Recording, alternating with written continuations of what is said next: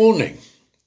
My name is John Towler and I am one of the associate priests of the Avon Valley churches, which lie on the northwestern edge of the New Forest. And I'm delighted to be with you this morning. I've just spent some time in hospital and so I've been out of things really.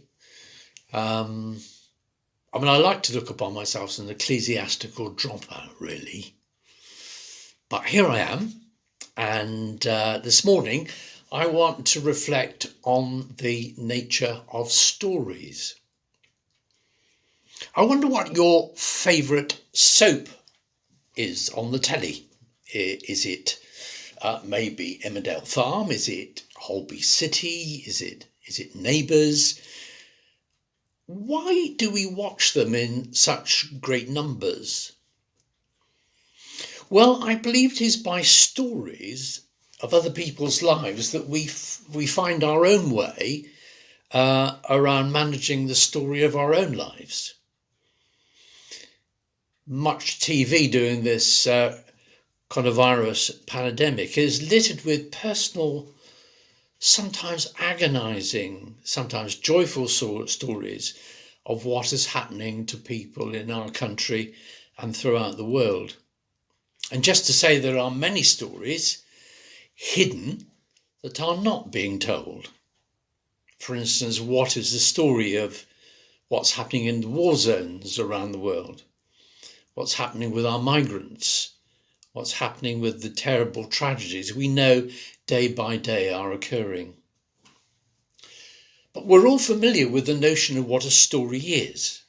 My story, my history, is the experience of my life. It is my history shaped by my parents and significant others like teachers and clergy and friends. My journey and search for meaning for myself in relation to the world. And then there's our group story. Our region, for example, I'm a Norfolkman and there are many tales told about the people of East Anglia. There's our nation story, being British, our culture, whether we're white or whatever race or religion we are, whether we're working class, middle class, etc., etc. Our story is about the history of this nation. There's been much talk of late in this nation of the stories of how this country actually survived the world wars and the loss and hardship brought about. And then there's the story of our religion, and for me, that is a Christian one.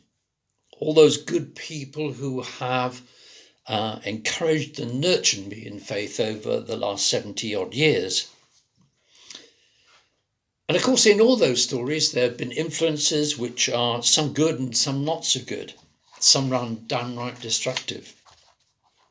So my story, our story, and what a Franciscan monk, Richard Rohr, calls the big story. This is the big story that tells of the great patterns that are always true. That forgiveness always heals, and it does not matter whether you are Hindu, Jew, or a Buddhist. The big story saves us from the illusion of we and the smallness of me. These three stories of mine, ours and the big story, made up what Richard calls the cosmic egg. You cannot simply embrace this big story without taking responsibility for your own personal story and indeed your nation's story. And you know why? Because God chooses to share our humanity and embraces my personal story and our group story throughout the life and death and resurrection of the man Jesus and his continuing work of his Spirit among us. So this morning I want to tell you another story of a young Mexican lad, an orphan called Alfonso. Alfonso is 8 years old. His mother and father were killed in a terrible fire which destroyed their home and badly disfigured Alfonso's face. In our mind's eye, we see him wandering for days about the countryside after this terrible fire, seeking some kind of comfort and respite from his traumatic ordeal. In his wandering, he stumbles upon a wayside chapel, and in the dimness of the light of this chapel, he sees a crucifix. He goes up to the crucifix and he kneels before it, and as he looks up, he sees the broken figure of Jesus on the cross. And he momentarily sees something of himself in the pain and the agony of Christ's face. In his wandering again, he hears the noise of children like himself playing football, having fun. The noise of children who are laughing and playing. The whistle, as he gingerly approaches the school wall, he looks over and he sees boys playing football, laughing, joking. The whistle blows and the boys form up in a line and march back into the school. He waits. He reflects on what he sees, and in the afternoon, again, he sees a priest taking a walk outside the playground walls. He cautiously approaches him. He asks the priest about this community and whether, in fact, he too might join this community of life and fun. Well, the priest tells him that it is not solely up to him, but is up to the other lads. So he invites Alfonso to join him later that afternoon to the playground, where all the lads are gathered. He tells the school community of Alfonso's story, his plight. There is a deafening silence. Then a young lad emerges from the ranks, greets Alfonso and says, "Tu es mi hermano. You are my brother." The community shouts aloud, "Tu es mi hermano." And he is taken to meet his newfound friends. Alfonso finds a home, a place of belonging, a community of love and acceptance. As we journey through these confusing and uncertain times, we again are confronted with the mystery of suffering. What is so amazing is the resurrection of awareness that we are all connected to one another and that we all need one another. And after a period in our nation's history, in our story here, it seemed to be about putting up barriers around us and protecting us. Now we hear so loud and clear that we all depend on each other, both locally, nationally, and internationally. Do you remember that wonderful song of the Spinners, The Family of Man?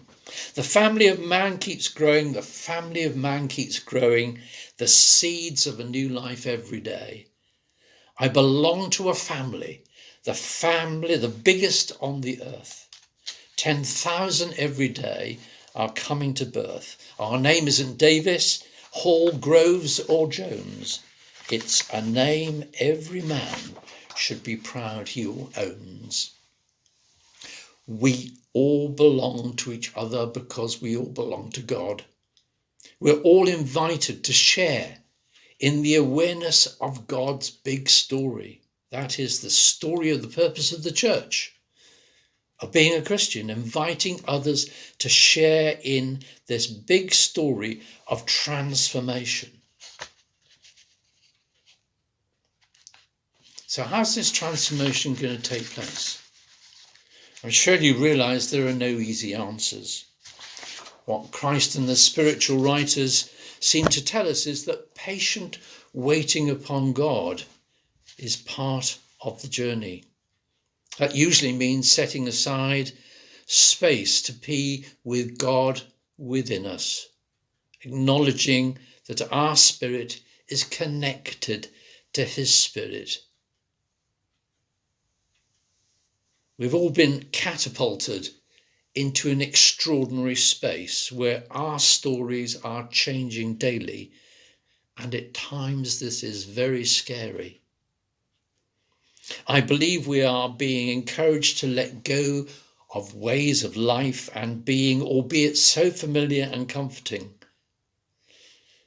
We are being invited also to trust the unknown, but knowing that God, through his Son Jesus, has gone there before us and will be our companion as we gingerly make that journey together. God bless you in your travelling, wherever it takes you.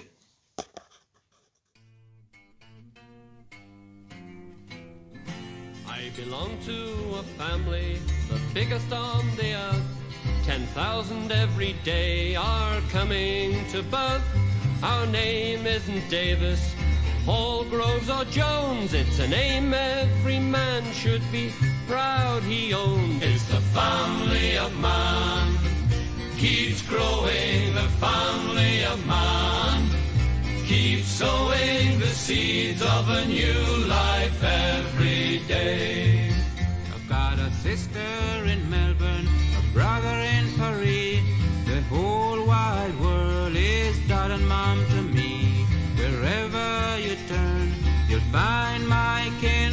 Whatever the creed or the color of the skin, it's the family of man, keeps growing. The family of man keeps sowing the seeds of a new life every day.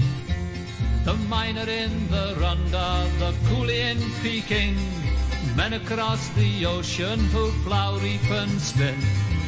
They've got a life and others to share it, so let's bridge the oceans and declare it's the family of man, keeps growing. The family of man keeps sowing the seeds of a new life every day. From the North Pole ice to the snow at the other, there is not a man I wouldn't call brother. But there isn't much time. I've had my fill of the men of war who intend to kill. The family of man keeps growing. The family of man keeps sowing the seeds of a new life every day. Some people say the world is a horrible place, but it's just as good or bad as the human race. Dirt and misery or health and joy, man can build or can destroy.